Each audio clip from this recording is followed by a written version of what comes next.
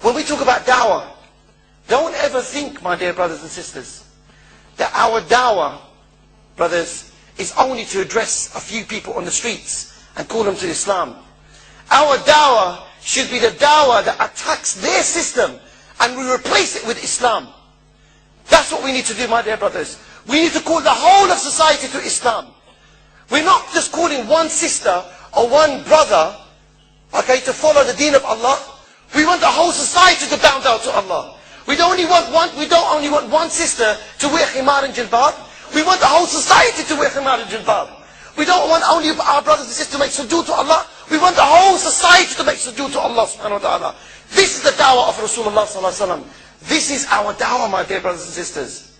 If you carry your dawah stall and you stand there just inviting people like Zakir Naik just to Islam, do you think that's going to change society? Without attacking the law and order?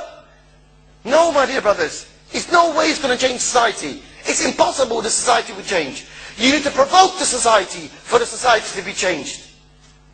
And also, my dear brothers, that what we need to understand is that when Rasulullah sallallahu alaihi wasallam was inside Makkah, and in Makkah at that time there were 360 idols.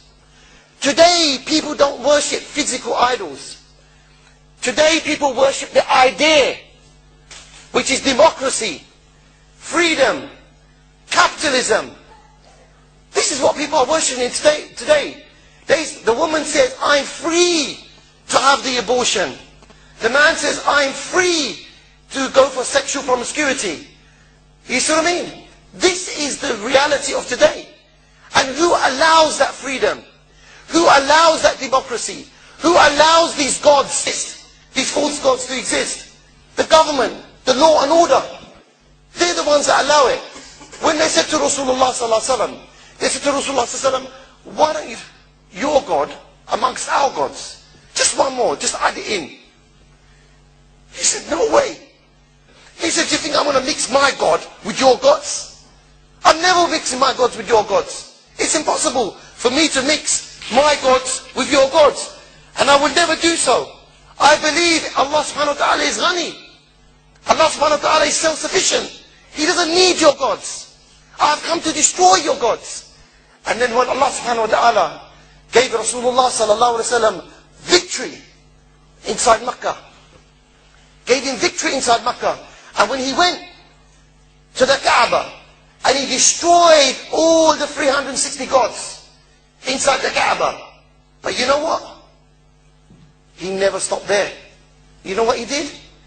He went to the areas of Lat, Uzza, Manat, and he went inside those areas and he asked the people, he said to the people, where is Uzza? Where is Manat? And he went and destroyed them, killed them, took their heads off, behead them. That's why, my dear brothers, we need to behead democracy from its roots, my dear brothers. We need to behead capitalism from its roots. Take it, kill it from its roots. That's what we need to do. We should hate it so much, my dear brothers, that every day we should attack this system. Every day, just like Rasulullah ﷺ did. This is how we should feel. This is how we should believe. We should have this zeal in our hearts for the sake of Allah to destroy all their system and replace it with al-Islam. Who allows the alcohol in the first place? The law and order. So we need to address the law and order. We need to attack the law and order. A man at the time of Rasulullah, Rasulullah sallallahu I apologize. Umar bin al-Khattab, at one time he saw some woman and she was dressed inappropriately. And what Rasulullah sallallahu he did, what Umar bin al-Khattab he did, he went up to her and he hit her. Hit her. And he said to her, how dare you walk in the streets of Medina, which belong to Rasulullah sallallahu alaihi wasallam, dressed the way you dressed. She turned around and said to him, who the hell are you to tell me that just like this? You know what he said? He said, I'm Amir al-Mu'mineen. But today we can't go around slapping every woman, hitting every woman in the streets. We cannot do that. It's not allowed for us to do that. So what we need to do, we need to address the munkar. We need to turn around and attack the society. By removing the root of the problem, you remove the issue. But if you just deal with the branches, grab on top, a couple of branches here, a couple of branches there, is not going to solve the problem. It would never ever solve the problem. So we need to attack the root of the problem, which is the man-made law, the man-made system that we live under today. Do you understand, brothers? That's what we need to do. We cannot just sit down and turn around and say, brother, what you're doing is haram. Sister, your scarf is completely haram. Big hump on the head. Allah curse it down, subhanAllah. You can't do it like this. What you need to do is you need to tell the sister that her hump is wrong. You need to tell the brother he's wrong. Plus you need to command good and forbid evil and make the society bow down to Allah subhanahu wa ta'ala. That's what we need to do, my dear brothers. We need to attack the leaders. We need to turn around and attack, Dawood Kamrun? Like I said, which you call Cameron. He calls him Dawood Kamrun. We need to attack him.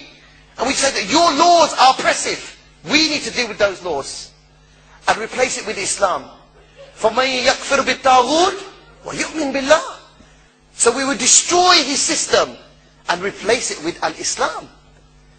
That's what we need to do.